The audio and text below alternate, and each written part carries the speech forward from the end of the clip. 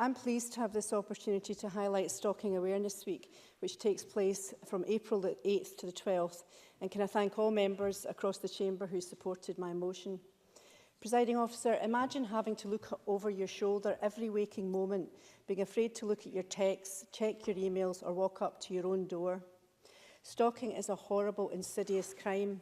It has a profound effect on victims, both mentally and physically, and can sometimes culminate in serious violence.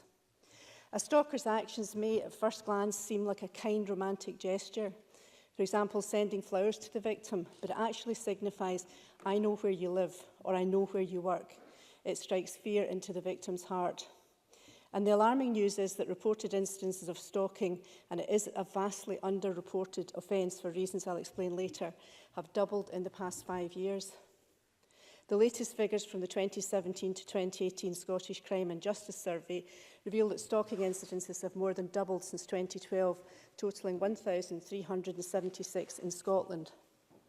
1 in 4 young women aged 16 to 24 have been victims. That's 26.9%, and that's just those who reported it to the police, a fraction of the true figure. 41% of cases were not known to the victims, and they were stranger stalkers. Presiding Officer, I find that shocking. The most common type of stalking and harassment is unwanted messages by text, email, messenger or posts on social media sites. Incidences like this will only increase unless something is done to stop them. Anne Moles, founder of the excellent charity Action Against Stalking, knows only too well the devastating effects being a victim of stalking has. Anne founded the charity after a horrific personal experience with a stalker. She's allowed me to tell her story to illustrate how it affected her life. She says, he was a sadistic sexual predatory stalker who chose to remain anonymous throughout his 2-year campaign of unrelenting terror and abuse. This man, whoever he was, had forced himself into some delusional relationship with me without my knowing or without my consent. The impact this was having on every aspect of my life was every bit as cruel as the sickening act he wanted me to be part of. What started with a simple but filthy Valentine's card in 2004 soon escalated to sexual deviant photographs and items of women's lingerie posted to my home, silent and disturbing phone calls in the middle of the night. I knew he was watching me, he told me so, and letters outlined a slow and unfolding violent and sadistic fantasy of bondage, rape and torture that he believed would one day be his reality, and I would enjoy it. Such was his delusion, he'd even chosen his location. But my stalker knew all about me, but I knew nothing about him. Eventually, too scared to go out, my home became my prison. His freedom became my incarceration. Living with constant fear, anxiety and uncertainty soon took its toll. I was suffering from nervous exhaustion, I lost weight, my hair started to fall out, I suffered uncontrollable migraines and chest pains. I was scared I was going to have a heart attack or a stroke. I didn't think I would survive this, and like a deck of cards, every aspect of my life slowly started to crumble, and there was nothing I could do to stop it.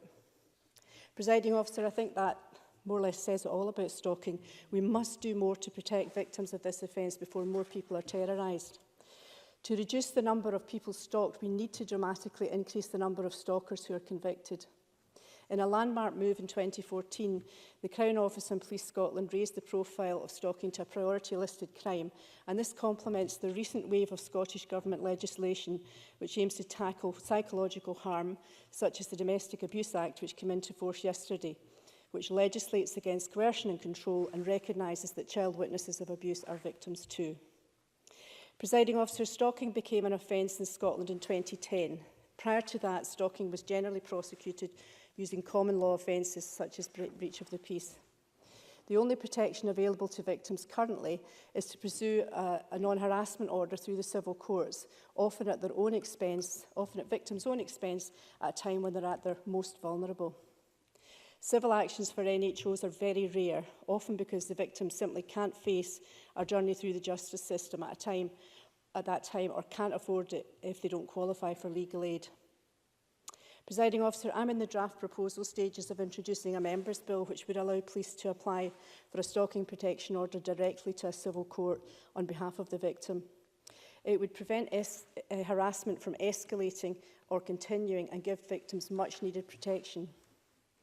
These orders would last for a maximum of 2 years, but could be renewed, and breach would be a criminal offence resulting in a custodial offence.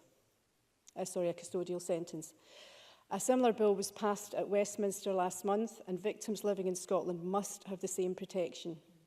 The Westminster bill related only to stranger stalking, but I'm proposing that my bill would have a wider remit to include partners and victims of domestic abuse, where the incidents of stalking are extremely high.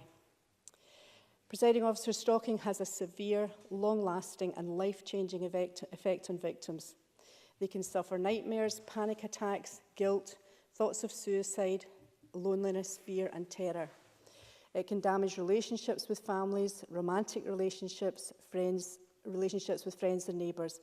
In fact, it can affect their career, finances and entire domestic life. And it's something that no one should have to go through.